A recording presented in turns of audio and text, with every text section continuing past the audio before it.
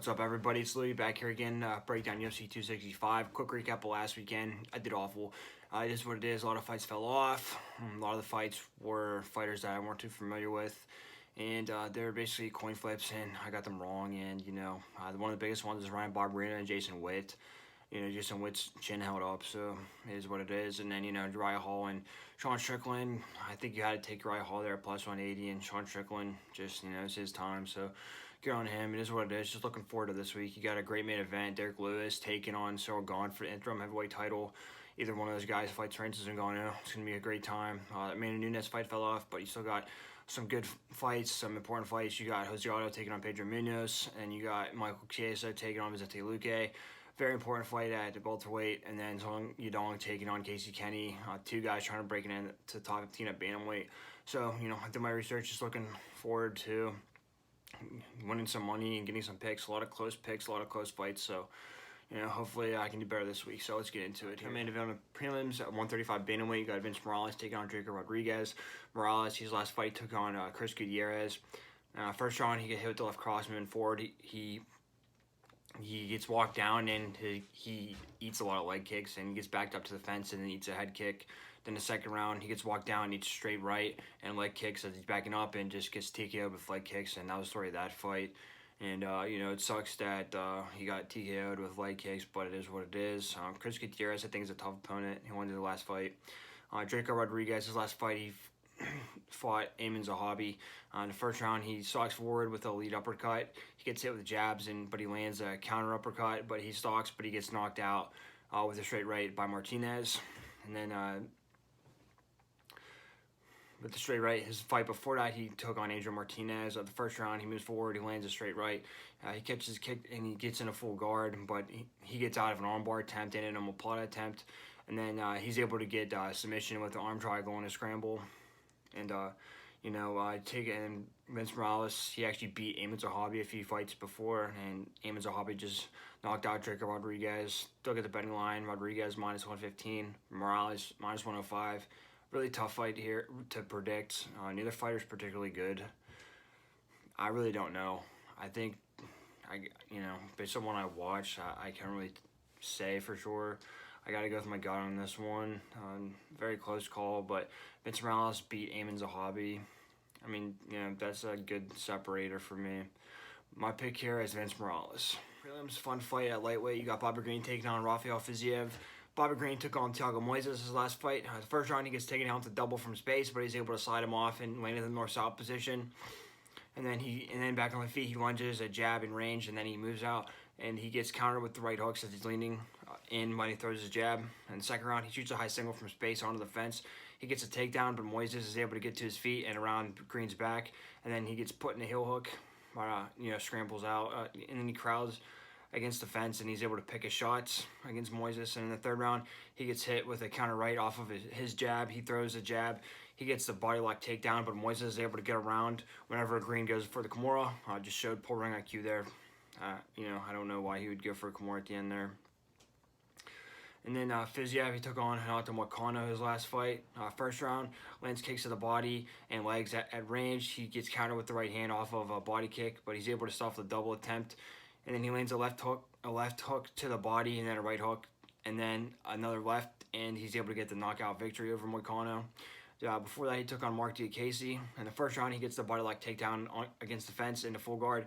He lands a body kick on the feet, and then a flurry, and then he lands knees to the head. He gets the body kick and then punches, lands a 1-2 to the head, and he forces a bad shot from Diakese. He's able to stuff that and then get into half guard. Back on the feet, he lands a body kick and then knees to the body, and then he's able to get the clinch. In the second round, he stalks forward, slips punches, lands a combination, then a tie clinch knee to the body. Then he eats body shots and jabs as he's stalking forward, however. In the third round, he gets a leg kick, lands a leg kick, and then a body kick, and then a 1-2. And then he rocks him with a straight right. He gets rocked with a straight right as he's throwing a kick, and then he gets hit with a 1-2 off of a calf kick by Diakese.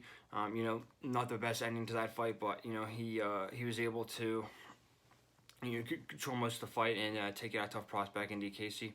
And you take a look at the betting line. Fiziev is minus 280, and Bobby Green is plus 225.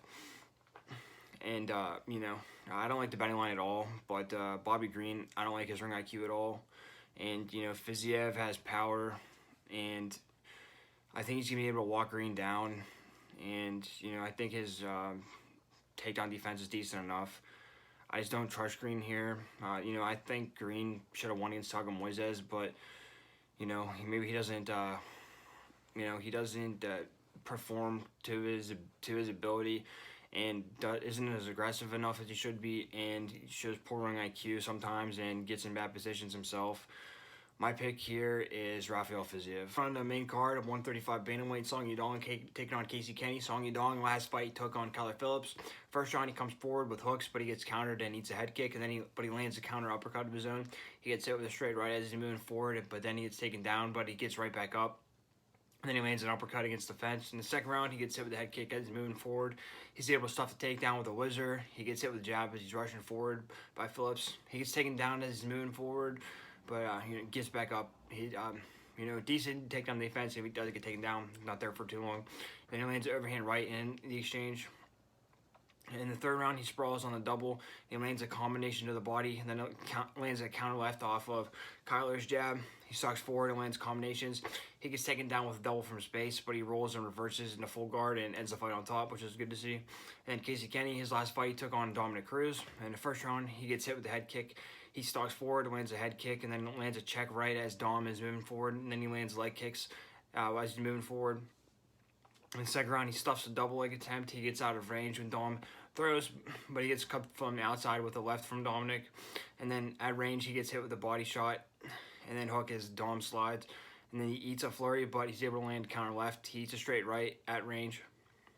Then in the third round, he gets taken down with a double against the fence, but he hangs on the guillotine for too long, and Dom is just able to get in the side control. And, you know, it's clear Casey wasn't going to get it, and, you know, that looks bad to the judges. Poor ring IQ, in my opinion. But he gets in the front headlock position, but he's able to stand up, so he wasn't on the ground for too long, but he just kind of kept himself there. Then he eats a right in the exchange. He lands a counter right off of Dom's jab. Then he lands a left hook. He overheats a combination in the firefight, and then he gets taken down with a double from space at the end of the fight. You take a look at the betting line. Casey Kenny minus 120. Song Yadong plus 100. Again, very close fight. Could go either way, honestly. I like how Song Yadong looked. I liked he was aggressive. I think he hits a little harder.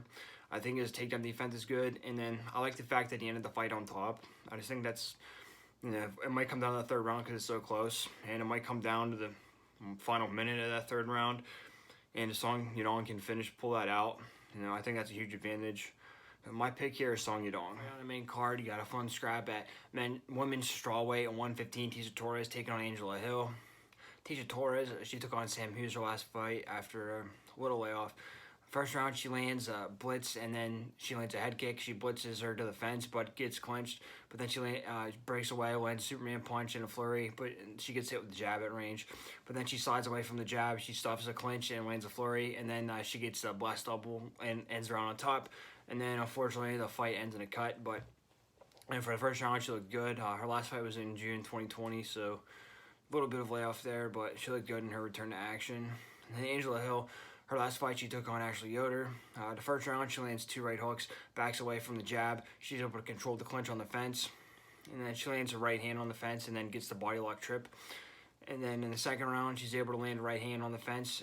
She's able to get the combination to the fence and gets the tie clinch, lands a knee to the body. And then she's able to land a flurry and hurts her with a knee to the body on the fence using the clinch. And then she gets taken down with a double off of the tie clinch because she has a double plum tie and is throwing knees. And Yoder's able to grab one of those and take her down. So not the best ring IQ. She's getting a little carried away, but she still won the round.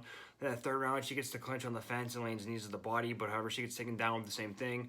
You know, poor ring IQ. She does it 2 rounds in a row. You know, I think that might cost her. I mean, yeah, she was hurting Yoder really bad, but to do it 2 rounds in a row, you know, it's never a good look, and you never know. Yoder could have pulled off submission or something. So, and Angela Hill is plus 115. Tecia Torres is minus 135. You know, I think it's a tough fight to call.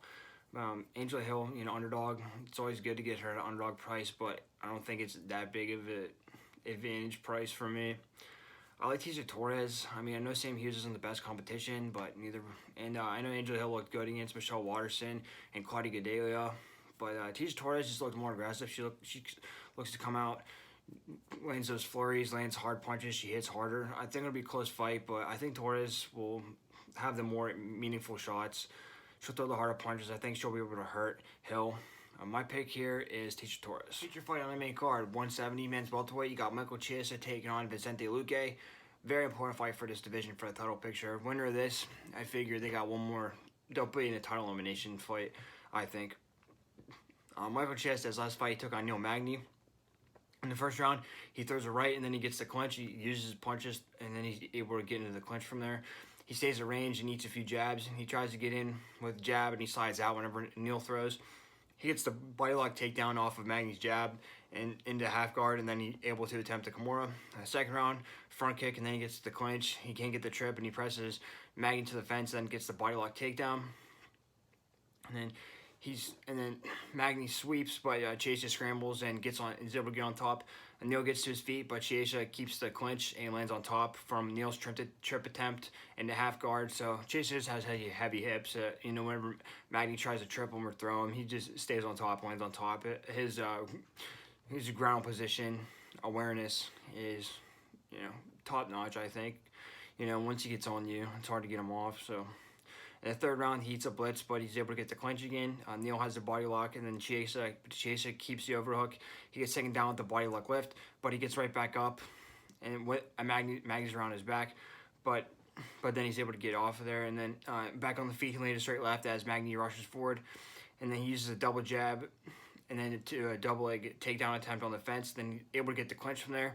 He gets behind the back, and then he's able to get the high crotch left from behind, and then Magny scrambles with a leg, but Chiesa threatens the guillotine into half, and then he's able to get into half guard from the scramble. And then if anybody tries to make a scramble on Chiesa, he's very good at just rolling through those positions and being able to land on top.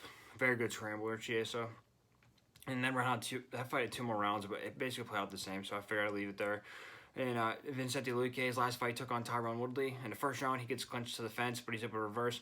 He gets hit with the overhand and then a 1-2, but he's able to stuff a double leg attempt and he's able to reverse the clinch against the fence. He gets rocked with the right hook at range, but then he rocks Woodley with the counter right hook, and he hurts him with the flurry against the fence. Then he lands a knee to the body in the exchange, and then he pushes Woodley's head down and is able to get the Darce for submission. Woodley is very rocked, and he was coming forward, and Vicente took advantage of it and just went for the Darce. Didn't want to choke them anymore. Showed pretty good ring IQ, honestly, because Woodley could put his lights out. Vicente looked good there. Then the fight before that, he took on Randy Brown. First round, he lands leg kicks. He's able to pump the jab after the leg kick, and then he's able to drop Brown with the right hand as Randy rushes. But then Vicente just decides to let him up because he feels really confident on his feet. But he eats the counter left and the jab as he's stalking forward. But he's able to wobble Brown with the left hook. But then he gets clinched to the fence. And then the second round, he pumps a jab to the body, and then he's able to drop him with a leg kick. He lands a leg kick and then a left hook, but he gets clinched and he eats a couple knees from Brown. He gets taken down with the body lock in the side control, but he's able to shrimp out relatively quickly. And then he gets the front headlock and then knees him in the head just as his hands come off the mat and he gets a knockout. Very good ring IQ from Vicente. Knows exactly where he's at. Looked for him to bring his hands off the mat and get the knockout, and the guy has a lot of power. I think he looks pretty good against Brown. I mean, he got taken down, but he got right back up. I think Chiesa has better ground control than Brown, but Vicente looked all right.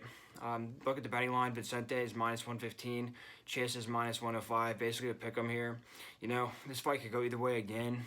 At the high level, it could go either way. Vicente is the better striker and Chiesa is the better grappler. Chiesa's stand-up isn't that great. Vicente's stand-up is pretty good. He hits really hard. Unfortunately, every fight starts on the feet, so Chiesa's had disadvantage there, but I think Chiesa can do just enough. And then when Chiesa was fighting Magny, I noticed he'd be able to stay out of range, and he'd be able to slide back and avoid Magny's punches. It's a tough one here, but I think Chiesa might eat some shots, but I think he'll be able to take just enough until he's able to clinch Vicente and get him on the ground. And once he gets in there, I think he'll be able to control him for the majority of the time down there. My pick here is Michael Chiesa. Event 135 bantamweight. You got Jose Aldo taking on Pedro Munhoz. big fight. Whoever wins this fight, you know, they're on the trajectory for one more title shot. Big fight here. Pedro Munhoz, I believe, ranked number 9. Jose Aldo ranked number 4. So big win either way. Jose Aldo wins. He's hanging on for one last shot at the title. Munhoz wins. Big step up in the rankings here. Jose Aldo took on Marlon Vera's last fight. First round, he throws hooks that gets clinched at the fence for a while. A couple minutes, he sits in the clinch, which I didn't like. But then he's able to break free, lands left to the body, eats a head kick, but he lands a leg kick into return. In the second round, he lands a counter left hook, and then a straight right, and lands an uppercut from range. He lands it straight to the body, but he gets countered with the left hook, and then he gets clinched to the fence and eats a knee to the body. Round 3, he gets clinched, and he's able to get the clinch, and then gets around Marlon Vera's back, and then he's able to drag him down, put the 2 legs in. And he's able to get back control with both leg hooks in and get in the rear naked choke position. Then he's able to switch to a body triangle and threaten a rear naked choke for basically the whole round. Depending, I think that could be considered a 10-8 round because he got it right at the beginning of the round and Marlon Vera could not get him off his back. He looked really good in that round. And then Pedro Munhoz took on Jimmy Rivera's last fight. Great fight. First round, he eats a 1-2 with a left hook. He gets wobbled by kind of lefty in the exchange. But he clinches, but he eats a 1-2, and he gets hit with the leg. He's able to land the leg kick and then a 1-2, and then he drops him with the leg kick at range. Then in the second round, the kick is caught and he rolls with the hook, but then they both get to their feet. Then he lands a leg kick and then an uppercut, and then he lands a leg kick and then a left hook. Third round, he stands in the pocket, he pumps his jab, but he gets hit with hooks. In return, he eats uppercut. He eats a 1-2 as Rivera charges forward, and then he eats a hard left hook in the exchange, and then he eats a 1-2. But he was able to do enough with the leg kicks, made the biggest difference in that fight. And Rivera just couldn't generate enough power whenever he was charging forward at him. But Pedro Munhoz, the aggressiveness surprised me. It was a fun scrap back and forth, but Munhoz was able to separate himself. Take a look at the betting line. Pedro Munhoz minus 105, Jose Aldo minus 115. And this is another tough one, man. I don't know. There's no sense in looking at the line's even, basically. And I kind of go with my gut here, which I hate, but it is what it is. And, Marlon Vera is a really tough guy. But, Aldo didn't dominate him. The first couple rounds were relatively close, I think. Then the third round, yeah, he technically dominated, but he didn't really, he just got on his back for the whole round. I think Munhoz will be able to avoid that. I think, Munhoz is starting to see that it's coming. It's a tough call. Honestly, I went back and forth on this one. I really don't know, but just something to Pedro Munhoz. I've seen the aggressiveness in him. I think he wants it. I think he's going to be able to outpoint Aldo barely. I think he's going to be able to get done. I think he's going to be able to land more shots. My pick here is Pedro Munhoz. Men's heavyweight, Derrick Lewis taking on Cyril Gane for the interim heavyweight title. Great fight. Very fun to see Cyril Gane rise to the ranks of the past year, how quickly he's risen, and then Derrick Lewis can knock anybody out. His last fight was amazing. His last fight, he took on Curtis Blades. In the first round, he lands a 1-2 as Curtis crashes forward. He stands at range and throws hooks wild, but then he gets hit with a jab in return, and he gets jabbed that he comes forward with hooks, and he misses. He eats a 1-2, and then a leg kick from Curtis. He eats a combination, and then eats a knee to the head, and then an elbow and a flurry. And then in the second round, he's able to stuff a single on the fence. So, his takedown defense is decent, especially Curtis Blades is the best wrestler in heavyweight division, arguably. But he stays at range and lands uppercut as Blades shoots a double, and then Derrick Lewis times it perfectly. He can see Blades dip his head and just loads that uppercut. And as Blades shoots in, lands that uppercut and just knocks him the hell out, like Derrick Lewis does out of nowhere. It was very violent. And then Cyril Gane's last fight took on Alexander Volkov. 5-round fight, but, basically played out the same the whole, so I'm just going to do the first 3 rounds. First round, lands a jab, then he lands an overhand right, and then he shoots a double, but doesn't get it. Lands a straight right from range. Second round, stays at range, presses with a jab, and then a 1-2. He gets hit with the left hook, and then a straight right by Volkov, but he takes ground with the overhand right, and then he's able to land the jab, so, just throws overhand and then back Volkov up and then land the jab. Cyril Gane's very good at taking space and very good at staying light on his feet and moving around as he needs to and then taking ground eventually. Then in the third round, his kick is caught, eats a right hook from Volkov. He lands a 1-2 and then shoots a double. Then he lands a combination and then an uppercut, and then he lands some body kicks on Volkov, and more or less the same fight. Basically, Cyril will stay right out of range, and then he'll work his way in with the jab as he needs to, and then just land on Volkov and get out of the way. Sometimes he gets hit on the exchanges, but for the most part, Cyril Gane hits and doesn't get hit. He doesn't have the greatest power, doesn't have the greatest wrestling, but he gets the job done. Take a look at the betting line. Cyril Gane minus 365. Derrick Lewis plus 280 to win, plus 400 by knockout, which is probably how he's going to win by knockout. But he did beat Francis Ngannou by decision, and he did have a couple decision wins last year. So he doesn't have to win by knockout, but, a 5-round fight, I really don't think he can win a 5-round fight by decision. You might as well bet him by knockout if you're going to bet him. And, everything tells me that Cyril Gane should win this fight if he stays technical. But, you know what? Derrick Lewis is an exciting fighter. Cyril Gane is a boring fighter, safe fighter. I think Cyril Gane might be too safe for his own good. And you could look at it like Derrick Lewis can't last 5 rounds. You could also look at it like Derrick Lewis has 5 rounds to knock Cyril Gane out. And since Derrick Lewis knocked Volkov out in the last 20 seconds, Derrick Lewis is an underdog. You cannot count him out until the last second of this fight.